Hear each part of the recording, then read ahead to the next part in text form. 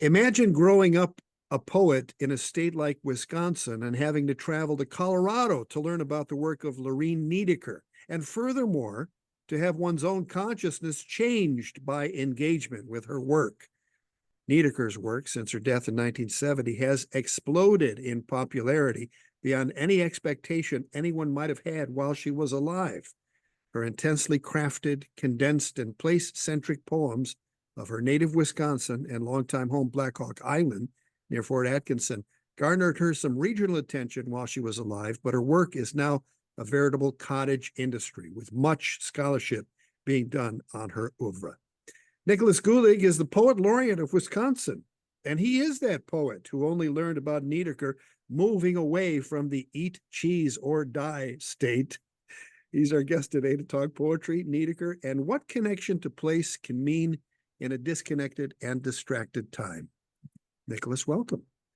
Thanks for having me, Paul. Tell us about that time where here you are in grad school, I'm guessing. Yeah, in Denver. And you hear about Lorine Niedecker, and you're probably like, why didn't anyone tell me about her? Well, I was I forget the name of the particular course that I was taking. My professor was Eleni Siklianos, and she Wave Books had just put out the edition of Lake Superior, which included the poem in its entirety. It's a fairly long poem as far as poems go. It included her notes. Niedecker took extensive notes, and it included some essays as well as the transcript of her kind of travel log that she kept when she and her husband Al circumnavigated Lake Superior. I forget the date exactly, mid 60s, towards the end of her life, towards the end of her career. And I'm always, even now, I'm always surprised when things that are familiar to me, when things that are close to home, and Lake Superior is close to home. I grew up in Eau Claire, Wisconsin. Lake Superior is not far from Eau Claire, and it's a place that if you live in the north of Wisconsin, or even the middle north of Wisconsin, Lake Superior is a place that you go up traveling to for family vacations, etc. When you're young, it's a fairly affordable trip for families who can't afford to go to more exotic places. And I'm always surprised when places that are very close to me, that are familiar to me, that feel like home to me, find their way or make their appearances in a part of my life that feels very, very far away from home, or at least the poetry world felt very like a very different hemisphere than the part of the world that I grew up. It felt like a different life. The person that I am and have been moving around in the poetry world feels almost divorced from the place the place that I grew up in. So I'm always surprised when something like Lake Superior, when something like a poet from Fort Atkinson, Wisconsin, pops up. It feels out of place. I'm like, what are you doing here? What is all this attention to Lake Superior doing in my poetry studies class? And I think secretly deep down, despite all its problems, I'm proud to be from Wisconsin. Somewhat quietly proud to be a Midwesterner, but I am proud to be a Midwesterner. And it was just a spark of joy to feel and see this room full of wildly creative, wildly talented, wildly intelligent, future poets of America diving into this space, which was Lorine Niedecker's Lake Superior, which it felt to me that suddenly and for the first time, people cared about the things that I deep down cared about, and that I had maybe been nervous or hesitant or reticent to kind of openly care about. Yeah, it's fascinating. I grew up in Chicago, so I did the math one time, and I've been to Fort Atkinson and seen the tiny, tiny cabin Yeah. that she lived in for a while, and then the house closer Yep. to the river that's bigger and on stilts because the river is still somewhat wild. And knowing that someone like that with that kind of depth of gesture, uh, not only lived basically her whole life about 100 miles from my house, but related to this place with this great deal of love and affection. Hmm. And, I grew up on the northwest side of Chicago, so about, a 10-minute walk from the forest preserves. And compared to the old growth forests of Cascadia, it's like, this is nothing to write about. Yet she wrote about it. She connected with it. And to go downtown in Fort Atkinson and see her poems on the Hmm. side of buildings and stuff is a real beautiful thing. Of course, yeah. Yeah. Let me ask you, there was a Solitary Plover article. This is the newsletter of Yes. the Lorine Niedecker Society. And you had this quote: "Of all people, it's ironic that Lorine Niedecker would be the one to teach me how to leave myself behind and reach for other people." Tell us what you Yeah. mean by that. So I think when I think about, and I've in the this last year, especially since becoming the Poet Laureate of Wisconsin, I've had many opportunities to think extensively about Niedecker's effect on me as a person, and I guess more specifically on me as a writer. And it isn't what I think you would think it is.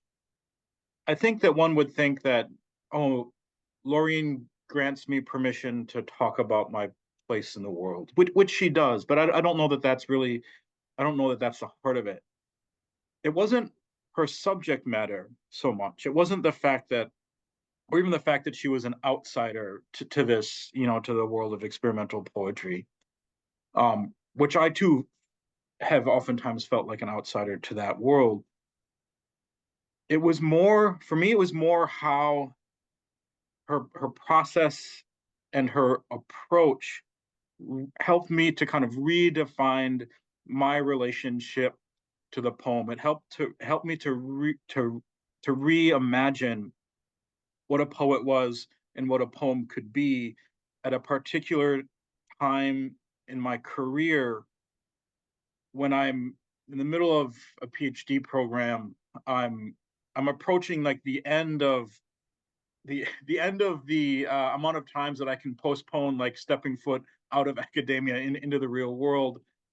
And I've been writing poetry for, at that point, close to 25 years or so, and had become very, very exhausted with myself. I'd become very, very, I think most artists go through this. I'd become very, very predictable to myself. I could almost see the poems that I was writing before I wrote them. And I'd ceased to surprise myself. Um, I had ceased to love my own work, which is something that you need to do, especially when you're trafficking in a medium where there isn't a lot of applause for poets. There isn't a lot of external validation, and I'd lost the ability to sustain that in myself. And then I read Lake Superior, and here was a woman from the part of the world that I was from, who, like me, was on the outskirts of the medium, who was approaching the poem completely differently than I had been taught to approach it, and that I had been approaching it for the vast majority of my time as a poet. I think, like a lot of people, I grew up under the kind of influence of a narrative that positioned poetry as self expression, which is to say that the source of the poem is here. And I'm pointing to pointing to my heart, or I'm pointing to the soul, or that the poem happens inside of you and then works its way out of you. So it begins within the individual. And I think that's a inheritance from the romantic lyric tradition, or something like that. And and Niedecker was different. For her, a poem like Lake Superior started as an act of research. She spent she worked in a library. She spent, months, maybe even years. She would travel to Milwaukee because they had a better library, just to do research on geology, just to do research um, on indigenous history related to the Lake Superior region. And I don't know why exactly, but that blew my mind at that particular place and point in time. Because what that said to me was that the poem actually can start outside of the South, that the poem could start.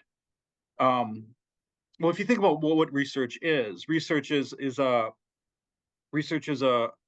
an active curiosity, and it begins by saying and admitting that I don't know, that there's something that I don't understand, and it's out there. It's not in me, and so I need to leave myself and go find the people, the scholars, the researchers, the biologists, the historians, etc., that they have the thing that I need to write the poem. I don't have it. It's not here. It's in the hearts and minds and efforts and work of other people. And that was a complete inversion of my relationship to poetry. And once I read a poem that moved me, that was written in that way, it changed the way that it changed how I thought about the poem. It changed how I thought about what a poet was. And it was that revision at that time in my life, which was so influential, and that I've been working in the aftermath of that kind of that inversion of poem, of that inversion of the relationship between poet and poem ever since. And I don't know how to thank her except to keep writing. you know, I don't know how to thank her. I do owe her. I owe her more gratitude, obviously, than I'm able to give to someone who's no longer alive. And I think that too, that in and of itself, how is writing a form of, or how is the poem a form of gratitude to the people that we can't say thank you to? That too is a kind of different relationship to the notion of literary inheritance, right? Like we come out of a tradition in which it's the anxiety of influence, that our literary ancestors of people that we have to fight with and like struggle and wrestle with to come out of their shadow to arrive at something that's original. I think with Niedecker, and by extension all of my literary ancestors, I want a way of relating to them that's more cooperative and uh, more an effort of expressing gratitude than it is of trying to get out from under a shadow. Honorific. Yeah, Yeah. exactly. Yeah. Yeah, Mind blown by Niedecker is what you're saying, really. And absolutely.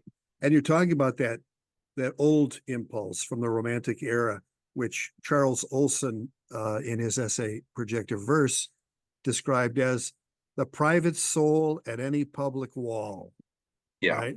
Hmm. So it was probably time for that tradition to go, and he recognized it early as 1950 in Pound, certainly before that.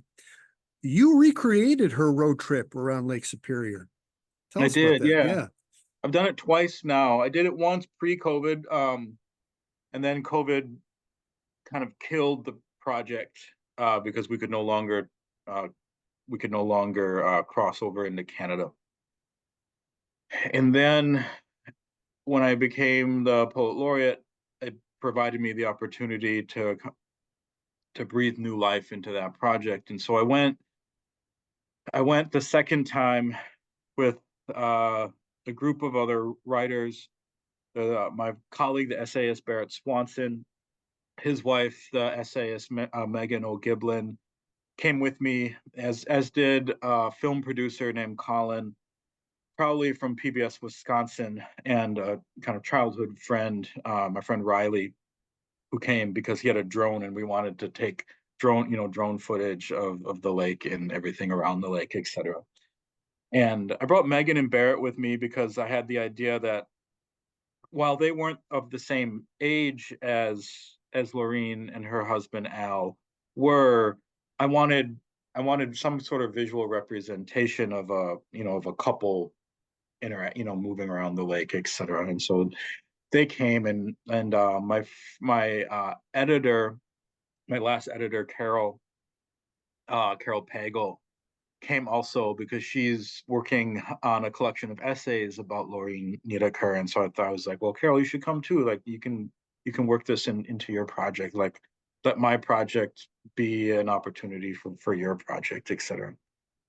And so we traveled the lake together. We did this trip in the reverse order that Lorine did it, only because my friend Barrett had to be at a bachelor party close to Duluth um, at the time that we were going on the trip. So it made sense for us to start kind of at the end of the trip and work our way towards the beginning of the trip.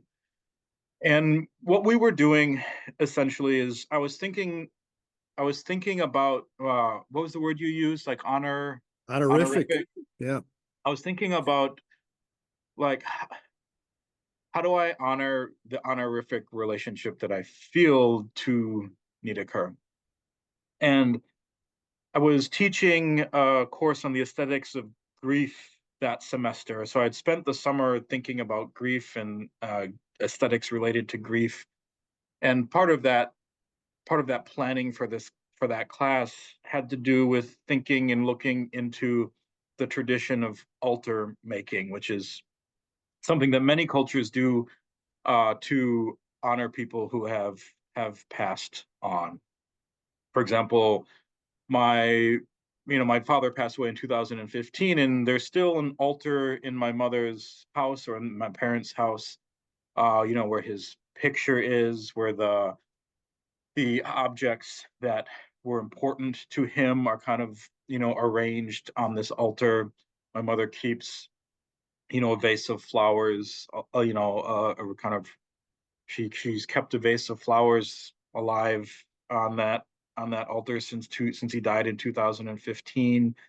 On holidays, she puts bits and pieces of the Christmas meal or the Easter meal up on the altar, etc. And as I've thought about what an altar is, to me, the construction of an altar operates in two directions at once. It looks back.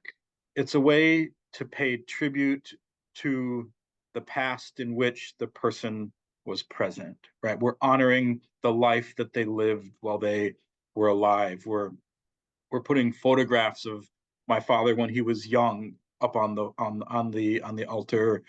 We're putting objects that he cared about, a compass that he would take when he would go fishing in Canada, for example. We're honoring this past. So the altar is looking backward as a way to say thank you for the life that you lived while you were alive. But we construct it in order to move forward into the future without that person. It's also a practice that helps us let the person go. And so the altar to me seems like it's moving in two directions. We're saying thank you for the past in order to let go of that past and move ahead into the world without that person there. And so what I wanted to do on that trip was I wanted to revisit the places that Lorine and her husband Al visited on that trip. And I had access to a lot of those places via the extensive notes that she took, the journal that she kept while she was on that trip. So we were able to go to many of the places that we know historically she went to. And while we were there at those places, and while we were driving around the lake and stopping by the lake and walking the shores of Lake Superior, etc., we collected objects, objects that I imagined would have caught her eye, objects that she would have valued, that she maybe herself would have collected, 50 years ago when she took that trip. We collected those objects as we went around the lake. And on our last day on the lake, we constructed an altar of all the kind of detritus, kind of primarily natural detritus, leaves, branches, flowers, stones, exactly, apples. We found an apple tree on the shore at the end of the lake, mushrooms, all these things. And we have been carrying a picture of her with us, and we constructed this altar for Niedecker on the shores of Lake Superior after following in her footsteps. And this, to me, was felt like a really important gesture to say thank you to this poet who, in many ways, returned poetry to me, and in many ways returned my state to me, and whose work became became a central activity that has allowed my career to kind of blossom or move in the direction that it has. I received a Poet Laureate fellowship from the Academy of American Poets based on a project proposal that involved traveling around Lake Superior and building this altar for Niedecker and engaging her work and making her work more accessible to people in Wisconsin. And that fellowship's a big deal. It's financially a big deal. Uh, it's put me in touch with people like you. I mean, I don't know that you and I'd be talking right now if you know if that hadn't happened, etc. And and so it felt important to build an altar to say thank you and to say um, I'm grateful and to say now I'm moving. Once I complete this project, I'm going to move on. Um, and I think that to me feels like a much healthier way of relating to our ancestral inheritance, our literary, the people to whom we are indebted. It's very interesting because in that Solitary Plover article, you also write, all writing acts as altars act. I think writing at its best, not I mean, I wouldn't say all writing, but I think the writing that to me strikes me as being successful acts acts that way. Or I should say the writing that I want to write for it to succeed, at least right now at this moment in my aesthetic journey, that's the way that I want my language to operate. I want the poem to act as altars act. Can you elaborate on that? So again, I think it has to do with moving in two directions. And that feels important because it's really important to me as a poet working in 2024 in the world as it is right now, for the poem to be as many things at once as it can be. Because that to me, or the complexity of something that isn't singular or reducible to a singular interpretation or reducible to a singular sense of identity, feels incredibly important right now in a world where the vast majority of the cultural products that the culture produce seem flat to me and have for quite some time. And I think by flat, I simply mean um, easily accessible, easily reproducible, easily consumable, and easily forgettable. Um, and that ease of reproduction, that ease of consumption, that ease by which we consume things and forget about them the next day in order to consume the next thing feels very definitive of the culture at this particular place and point in time. And and I worry very much that poetry will succumb to that because I think the driving force behind that trajectory in cultural products is a capitalist force, and I don't know that there's anything that cannot be appropriated by capitalism, even the things that actively try to resist it. That resistance itself becomes becomes appropriated and packaged and repackaged and sold, etc. Um, and so an art that can be as many things at once, to me right now, feels kind of like the last stand, or something like that.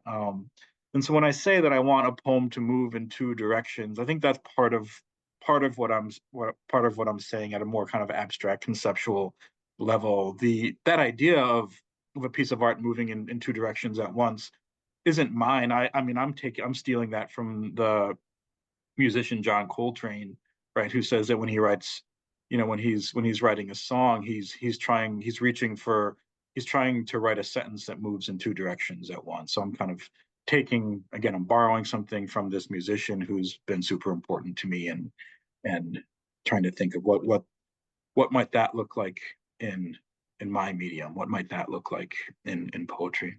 Yeah. Alter almost as place a fulcrum between past and an intended future, but also the honorific aspect of it, because so much in our culture and so much in our writing culture is this kind of sardonic detachment that, this irony, which, it should be one tool that each poet should have in their bag, but put too much in and the gumbo starts tasting rather bitter. Um, Yeah, great. there was something you brought up about research that Niedecker did on the indigenous. And if you look at Lake Koshkonong, which is the lake that Black Hawk Island, not really an island, a peninsula, is surrounded by, something that surrounds the lake are all these indigenous mounds. And Yep. Wisconsin, part of the mound building culture that I think was centered in Cahokia, Illinois, Yeah. and created the highest point in Illinois is Dixon Mound, which is 1,200 feet, which Yeah, is and there are kind of suburbs of that civilization in Lake Mills, which is not far from here. Yeah.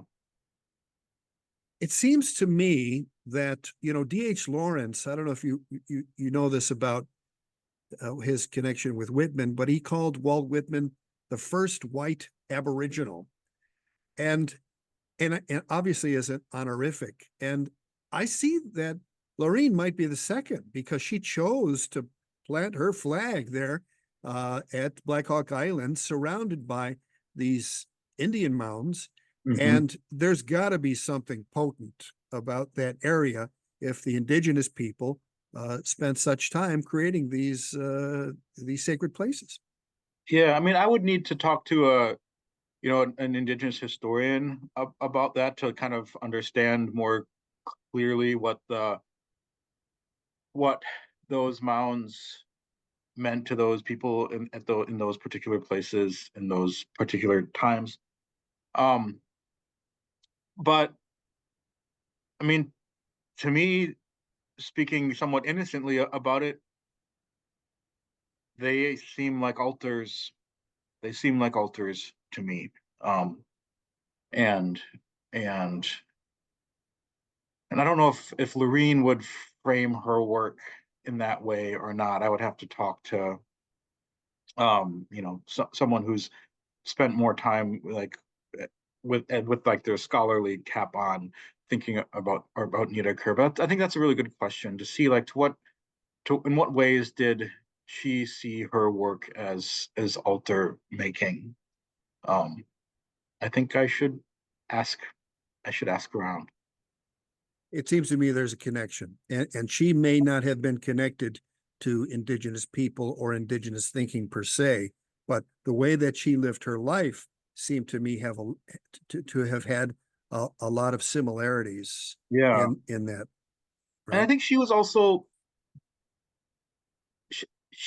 also limited, however, by what history was at that particular place and point in time too, right? She was working with historical sources that were very like Anglo-centric accounts of history as such, right? All this work has happened since 1964 or whatever, in terms of indigenous Indigenous history.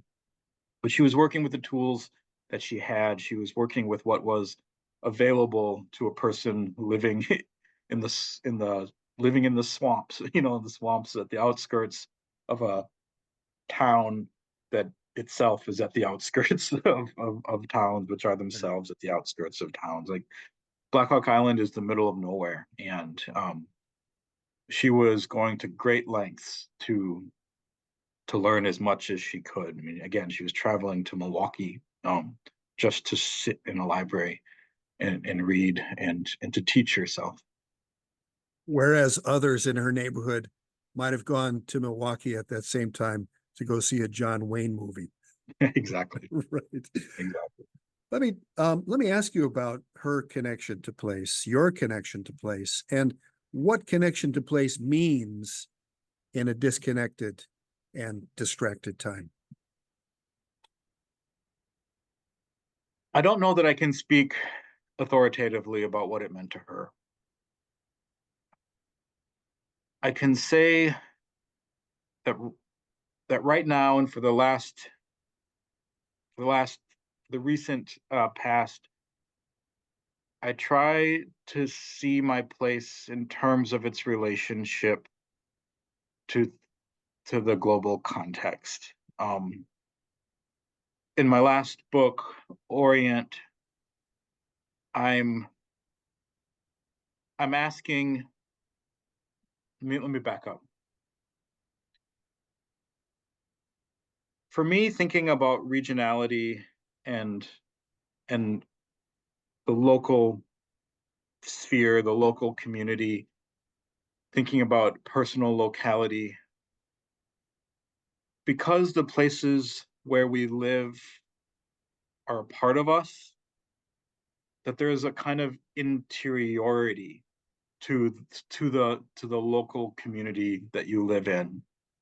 Um, Thinking about Fort Atkinson or thinking about Wisconsin is a way of thinking about myself. But as we talked about earlier, the self as the source of the poem, or I may say as the sole source of the poem, is no longer very interesting to me. Maybe it will become again later, but right now it's not. And so when I was working on Orient, um, I think I was asking myself, like, if I do have that relationship to self, if I do understand that it's limited, what can I do to make it less so? One thing I'm not sure that I can do is escape it. I don't know, maybe this is because I'm not a very good Buddhist, but I don't know that we can escape the self. Um, and so that's a problem, right? Like the self, I don't want it to be the sole source of the poem, but I also don't believe that I can escape it. So what do I do? What can one do? And in that book, to test the I wanted to test the extent to which the losses that I was experiencing here, for example, the loss of my father, right, which is a very local, individualized form of loss. How can that be understood as a lens or a door or an opening through which the losses of other people to whom I am very, very far, to people who feel very, very distant to me, people on the other side of the world who are experiencing losses that are all but alien to someone living in Wisconsin. How can my losses be an opening towards other people that allows their losses to be less imaginary? Because even though I know in reality those lives are real and that those losses are real, they don't feel real to me because I have no real way of understanding what, like, think about right now, like what does a child in Gaza feel right now? That's completely imaginary to me. No real I have no real rope of connection, um, except to think about how to try to wrestle and turn what I do feel as real, the loss of my father, for example. How can that be a lens to help me understand what's happening around the world? At the time that I was writing Orient, I was thinking primarily of the civil war in Syria, which was the kind of catastrophe, the most dramatic form of human suffering that was populating my news feed and that was coming across my television and entering my life through various forms of media. And and so when I think about place, it's inseparable from self. And I want to think of poetry as a language that emerges in order to make those two things closer. Michael McClure, in his book Scratching the Beat Surface, said, "The way to the universal is by means of the most intensely personal." And I think that's what you're getting at. Yeah, I mean, we get a version of that. I mean, in some ways, like I think poetry, more I think about, like I think poetry is the tools that are at the center of the tools that are at the heart of the poet's toolbox. Say the image, for example, right? Like, what is poetry if not sometimes reaching into the toolbox and trying to create an image in order to make your poem. The image, the way that Robert Haas talks about the image in his essay Images, is he says, I'm paraphrasing here, so don't quote me. Um, he says the image is the place where that which perishes and that which lasts forever come into contact, right? It's the confluence of that which is temporary, and by what he means by that which perishes, I think he means that's that which is material, that which is right there in front of you, the light at this hour, the tree in front of your house, the leaf that's laying on the sidewalk, right? Because a second later the wind is going to come and blow that leaf away, and it has perished, it's gone, it's never going to be in that particular moment, in that particular way, in that particular light again, right? And so that's like zooming in, right? And then that grants us access to that which lasts forever, that I can, if I look close enough at the tree outside my window, I can learn something about love, right? That and love is of course something that's the eternal, that's what lasts forever. So I think the image too, or a lot of the tools that we have as poets, are kind of operating or trying to operate like that. They're trying to teach us that, or they're offering those tools and strategies, are offering themselves as opportunities to see and understand and move through the world in that way. Amen. I'd love it if you'd share some work with us. You said a recent poem, so we can get some sense. Very un-Niedecker like, because the lines are sprawling and gigantic, but it would be Yeah. nice to hear that. Tell us about it. Um. So believe the poem you're talking about is Ommatidia, and that's a biology term that has to do with the visionary system of bees. Um, and so if I'm because he asked for a poem about Niedecker, and I don't have any poems about Niedecker, but I have poems that were influenced by her, and again, not by her subject matter so much, but by her approach to researching the poem, to starting with research as a source, and then blending the personal with research, and the extent to which a poem like Lake Superior, um, or a poem like Wintergreen Ridge, which is another like heavily researched poem that occurs in a location, in that case Door County, are kind of stitched together. That they feel like collages to me, where she's taking, here's a fact that I learned when I was researching uh, agates, and then here's a fragment from my travel journal, and then here's a sentence from my notes on Indigenous history, and she's kind of collaging these things together to form the lines and to form the stanzas. And so this poem Omatidia, I was borrowing those approaches from her. I was borrowing research, and I was choosing events from my own life. So in this poem Omatidia, I'm doing research on the poet John Keats. So it's a kind of like critical kind of literary theory kind of form of research. And I'm doing research into the biology of bees and the way that bees see the lifespan of bees. And then I'm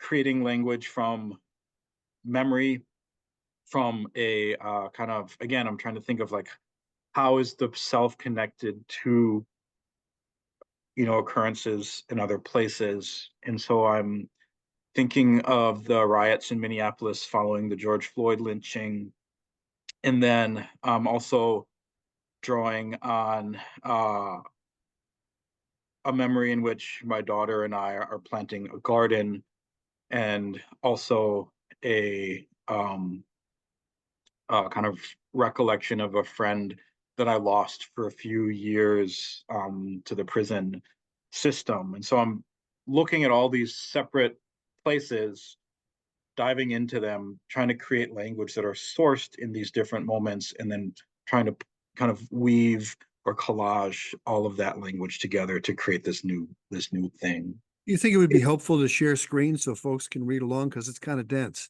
Yeah, it's dense and it's long. You sure you want me to read this thing in its entirety? Yes. Yeah. I mean, people can tune out when they want to tune out. All right. And I think it's good after all the discussion to get a sense of your work. I think would be very helpful. All right. The poem is called Omatidia.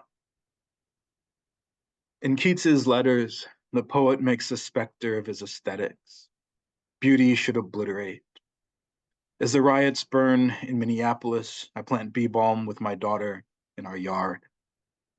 Because my friend in prison helps white supremacists write letters to their lovers and blinks himself to sleep, the police lights rising from the streets like little tongues beyond the dead insistence of their song upend the dumb capacity for grace. What must we forgive? To see a single flower in a field of other flowers, Keats insists that we abandon our identity. The lynching ruptured everything. To sustain the colony, a worker bee goes forth in early light and lingers. Sitting in the grass, we listen. The drone of tiny wings adrift between the patchwork patterning of violets, the kind of language glittering. At first, she's afraid. When the open field between a thesis and its antithesis evaporates, Keats insists the arguments regarding art begin to dovetail in the mind. I want to think that he is right. The light of a convergence arriving on an altar I imagine centered somewhere in me like a soul. The city burning on a live stream while I send messages to friends illuminates my living room. When my daughter pushes seeds into the dirt, she asks if she is hurting it. A violent brightness casts the dark catastrophe across the wall.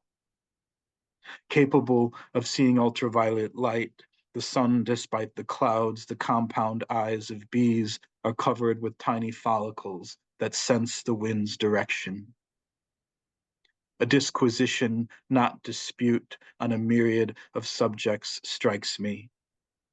I try to write a letter to my friend and find myself among a numb cacophony of distances, admitting my mistakes. What is true enough to render? This, for Keats, is the burden of the mystery, a liberating doubt. When my daughter asks if cops are bad, I grab her hand and say that in the morning we'll check to see if anything has sprouted. This pursued through volumes eliminates the call of all consideration. How beautiful the retired roses folding over in the night wind breaking. How fact and reason seem to fall away. My faith in people, the pistol and the stigma and the seed. When the workers first emerge, their hair is edged in silver, and their wings are soft, paper thin, and crumbled. I tire early in the aftermath and think it's sad that the specific composition of Ommatidia varies between organisms, the world appearing differently as a matter of blind mechanics. When I drive across the country to see my friend in the Elkton Federal Correctional Institution, I stand in a line of children in the jail yard waiting with their mothers to see their dads. All of us are earth dark. I find I cannot exist, says Keats. It is easier to say what poems should be than write them, and so I find myself suspended in a landscape made of years and long apologies. In the prison cafeteria, my friend says the thing that shocks him most is how illiterate the inmates are. Queen bees brood their eggs like birds and place them in a pollen ball. When my daughter comes home from school, she asks if the police would ever hurt her mother, and then we sit in silence. The silence ruptures us, the thing we cannot see that enters slowly through the ear and lingers, a wilderness approaching the immediate emergency of wreck, not a self so much, a subject. Thus, the music of the poem is what the mouth becomes when language leans into uncertainty. Landscape is imaginary. Every morning when I wait in line in the Luther Elementary parking lot, among the other parents dropping off their kids, I count the thin blue line police flags plastered to the metal bumpers of their trucks. Colonies exist to feed the Queen's demand for sweetness, and this too is a kind of silence lingering. I want to tell my daughter about the summer I was 17 in Minneapolis, a punk show at a venue called the Bomb Shelter, how the cops came in and punched the brown kid standing next to me. In my memory, my mind goes blank on impact, my body acting on its own. For the first time, I find myself beyond myself. The crowd erupting all around me and spilling out into the streets of the same precinct burning on my phone today, some 20 odd years later. I want to tell her that my friends together picked me off the ground and took me to the hospital, but instead I tell my students that the poet is at once the possessor and the possessed, the colonizer and the colonized, and that for Keats, language, when it is working, takes away your name. It surprises me to learn that bees have 5 eyes, 3 of which see only shadow, but not the shape that casts it. Maybe this is beautiful. Vision is diverse. Oh, for a life of sensation rather than of thought. Every autumn, the flowers we have planted start to fall apart, folding inward toward a center that is only partially there. My friend is out of prison. He's married now and has a daughter of his own. Every month, he sends me records in the mail with little notes explaining his experience of song. Since an image from the compound eye is created from a set of independent elements, bees can only see that part of the picture directly there in front of them. It is difficult to know the world as someone other than yourself, to sense through nothing more than shadow there is in you a garden somewhere planted by a stranger, where the spirit you imagine passing through you glides against another person's body like a ghost. Keats believes that if the poem does not come naturally, like leaves to a tree in spring, it should not come at all. The riots rise and fall around my daughter like a century. The average lifespan of a worker bee is 6 to 7 weeks. My dreams do not relieve me. In time, as the workers cross the distance from one flower to another, heading home to feed the queen, their wings deteriorate, battered by a wind that used to carry them. Laughing in a pool of pollen-colored light, my daughter sings my name and arranges yellow petals in a circle at my feet. In the chamber of our maiden thought, Keats forewarns a darkening. The police are everywhere.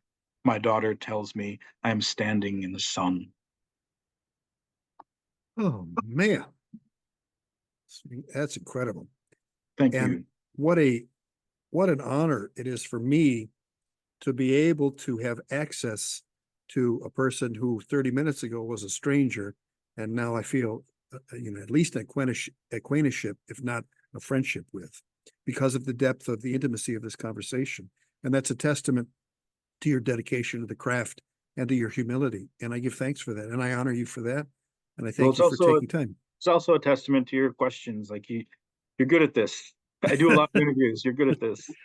Thanks. I'm Well, it's a grateful. joy. It's a joy to do it and to be able to meet people like you. What a blessing it is. So I thank you. I point people to your article in the current edition of The Solitary Plover, and I hope that our paths cross again, Nick Gulig.